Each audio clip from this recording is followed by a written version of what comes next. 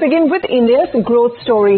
For the last few decades, India's GDP has been growing faster than the global average and among the fastest among its peers in the emerging market category. If you just take a look at the alcohol market globally, it's divided across three major categories of alcoholic beverages. So 44% of which comes in from spirits, which does include whiskey. You have the new protein options, which are based on plants, which are microorganisms, fermentation and cultivated through animal cells. So these are the kinds of alternative protein products which aim to, one, mimic the look, the feel and the nutritional profile of your regular animal-based meats and products. About 50% of our population in the 15 to 49 age bracket also is digitally connected with the global trends, and this is something we here on Mad About Markets have been looking at ever since we started, and this is also the demographic which is looking to improve their lifestyle. And lastly, 7 out of 10 Indians are found to be deficient in protein. Green H2111, and no, that is not really the name of a science fiction movie at all, but what it does denote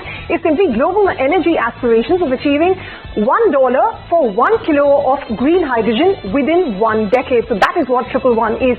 Now, green hydrogen is hydrogen which is produced by splitting water into hydrogen and oxygen, but using renewable electricity. So when it burns, it emits no exhaust, only water, which makes it one of the cleanest fuels that we can have access to today. There are basically 4 main forms of hydrogen. There's brown-black hydrogen from coal, there's grey hydrogen which comes in from natural gas, blue hydrogen is emerges from fossil fuels, and green hydrogen is the one that is derived from renewable energy. The companies do realize India's potential, and therefore a few global as well as Indian industry players have rolled out the pilot and large-scale projects that can increase green hydrogen production in the country and its end use in the future. Take for instance Reliance Industries, which plans to invest about 600 billion rupees to build a 5,000-acre green energy complex in Gujarat, which will house an electrolyzer plant to produce green hydrogen.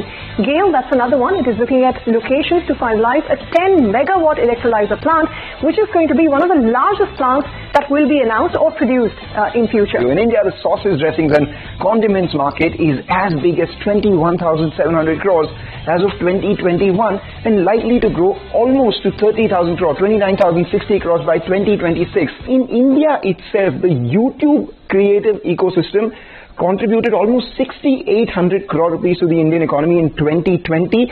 This, remember, was the year which was ravaged by a pandemic, and in that, YouTube itself generated almost 7 lakh full-time equivalent jobs. And these aren't numbers that we're throwing lightly. It's an Oxford economic study.